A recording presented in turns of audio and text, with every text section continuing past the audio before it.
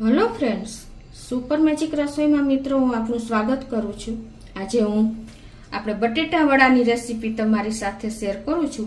આ બટેટા વડામાં મિત્રો નથી આપણે બેસનનો ઉપયોગ કરવાનો, નથી આપણે બટેટા બાફવાના, કોઈ પણ જાતની ઝંઝટ વગર એકદમ ઈઝી 5 મિનિટમાં જ તમારા બટેટા વડા તૈયાર થઈ જશે। આ ચોમાસામાં તમને ખાવાની પણ મજા આવશે, એટલા ગરમા ગરમ ઝડપથી તૈયાર થાય છે। તો બનાવવાનું ચાલુ કરીએ। તો મિત્રો બટેટા વડાના ઇન્ગ્રેડિયન્ટમાં બટેટા વડા તો બટેટા તો હોય જ, તો એના માટે મેં અત્યારે આજે 3 મીડિયમ સાઇઝના બટેટા લીધા છે, જે અંદાજે વજનમાં 300 થી 350 ગ્રામ હશે। આપણે આ કોર્નફ્લોર લીધો છે, તમે આરા લોટ પણ લઈ શકો છો, અને ધાણા ભાજી છે 1/4 કપ જેટલી, 1 ટીસ્પૂન જેવા ચીલી ફ્લેક્સ છે, 1 ટીસ્પૂન આપણે આદુ મરચાની પેસ્ટ નાખશું, અડધું લીંબુ છે, અને આપણે પીઝા સીઝનિંગ છે 1 ટીસ્પૂન જેવી, મીઠું છે, અને 2 ચમચી જેવો આપણે મેંદો લેશું। તમે ચોખાનો ઉપયોગ, ચોખાના લોટનો પણ ઉપયોગ કરી શકો છો, તમે આરા લોટનો પણ ઉપયોગ કરી શકો છો, જે તમારી પાસે અવેલેબલ હોય ને એનો ઉપયોગ થઈ શકે છે। તો તમને ચોક્કસ આ વિડીયો ગમશે મિત્રો, ગમે તો લાઈક કરજો, શેર કરજો અને સબસ્ક્રાઈબ કરવાનું તો ભૂલતા જ નહીં। તો પહેલા તો આપણે આ બટેટાને પીલ કરી લેશું। તો આપણે પીલ કરી લીધા છે, હવે એને આપણે આ રીતે ગ્રેટ કરી લેશું। તો આ રીતે જો આપણે ગ્રેટ કરી લીધા છે, અને હવે એને આપણે પાણીમાં નાખી દેશું, નહીંતર બટેટા આપણા કાળા પડી જશે। જો તમારે પાણીમાં સીધા કરવું ને તો પણ ચાલે, એટલે એનું જે આપણે આ પેલો છાર હશે ને એ નીકળી જશે। તો આ રીતે જો આપણે બટેટાને પાણીમાંથી નિતારી લેવાના છે, આવી રીતે દબાવીને। હવે આ બટેટા જો આપણે ધોવાઈ ગયા છે, એને એક બોલમાં નાખીને અને આપણે એમાં થોડુંક મીઠું એડ કરી દઈશું, એટલે શું થશે કે અંદર સરસ આપણું ખમણ મીઠાવાળું તૈયાર થઈ જશે, પ્લસ સોફ્ટ થઈ જશે।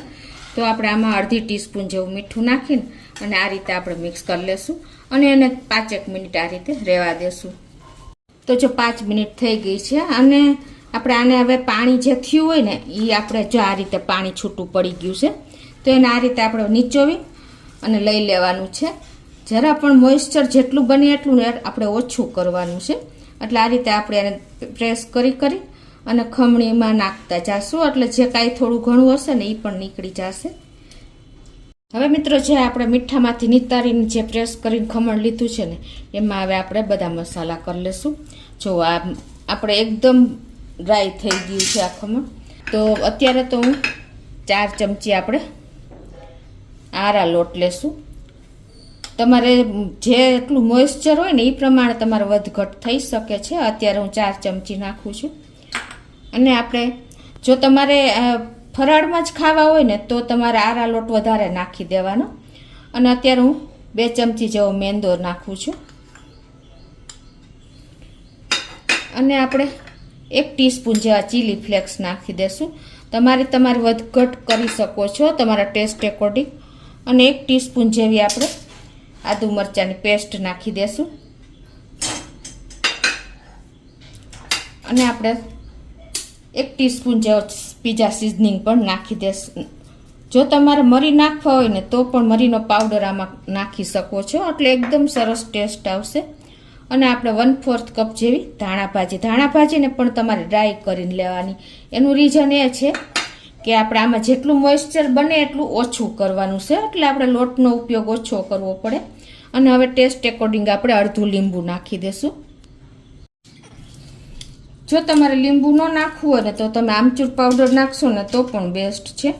અને હવે આ બધું આપણે મિક્સ કરી લેશું, આને આપણે હળવા હાથે જ મિક્સ કરશું। જો હાથની ગરમી લાગશે ને તો પણ આમાં વધારે મોઇસ્ચર થશે, એટલે આ રીતે તમારે એકદમ હળવા હાથે આને બધું મિક્સ કરવાનું છે।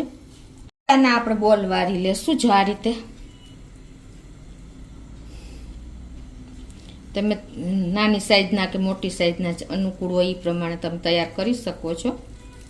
તો આ રીતે આપણે બધા બોલ વાળી લેશું। તો જો આ રીતે આપણે બધા બોલ્સ વાળી લીધા છે, તમે આને એજ ઇટ ઇઝ આ રીતે પણ ફ્રાય કરી શકો છો, અને તમે જો આ રીતે આરા લોટમાં રગદોળીને પણ તમે આને ફ્રાય કરી શકો છો। કોઈ ટાઈમ જ નહીં લાગે. આ રીતે તમે કરશો ને તો એકદમ ઉપરનું પડ પણ સરસ આવી જશે.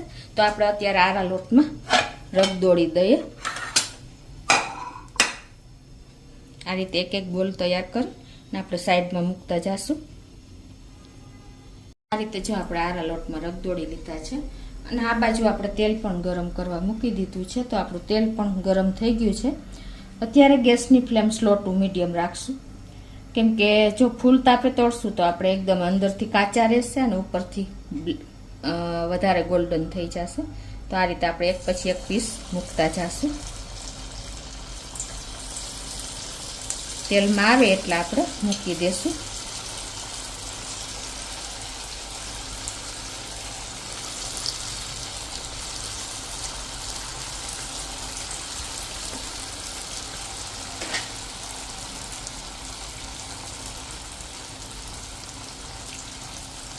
મિત્રો આમાં ટાઈમ નહીં લાગે અને તમે એની ટાઈમ બનાવીને ખાઈ શકશો. હું તો આને બટેટા વડાનું નામ દઉં છું, પણ તમે આને પેટીસ પણ કહી શકો જો તમે આરા લોટનો ફૂલ ઉપયોગ કરો ને તો.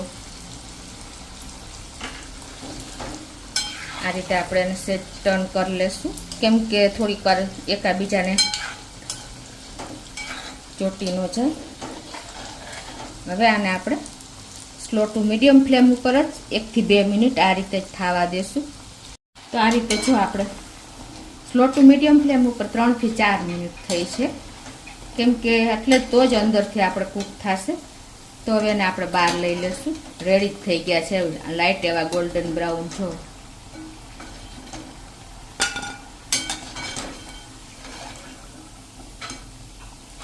મિત્રો આ તમે બાળકોને લંચમાં પણ આપી શકો છો, નાસ્તામાં પણ આપી શકો છો, અને ઓચિંતાની ભૂખ લાગે ને તો પણ તમે આને ઇન્સ્ટન્ટ બનાવીને ઉપયોગ કરી શકો છો. તો હવે ગેસ બંધ કરી દેશું.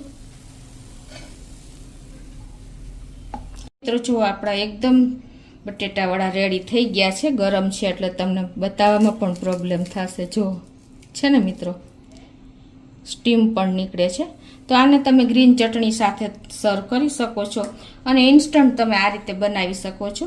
તો મિત્રો આને તમે બટેટાવાળા પણ કહી શકો છો, પેટીસ પણ કહી શકો છો. તો મને કોમેન્ટ બોક્સમાં જણાવજો કે તમે આને શું નામ આપશો મિત્રો. તો આ રીતે તમે વરસાદમાં ગરમા ગરમ ઇન્સ્ટન્ટ આપણે બટેટા બાફવાની ઝંઝટ વગર કે બેસનનો ઉપયોગ કર્યા વગર, કોઈ પણ જાતની ઝંઝટ વગર તમે આ બટેટાવડા કે પેટીસ બનાવી શકો છો. આ રીતે કોઈ ટાઈમ પણ નથી લાગતો. તો ચોક્કસ તમને મિત્રો આ વિડીયો ઉપયોગી થશે. ગમે તો લાઈક કરજો, શેર કરજો અને સબસ્ક્રાઈબ કરવાનું તો ભૂલતા જ નહીં.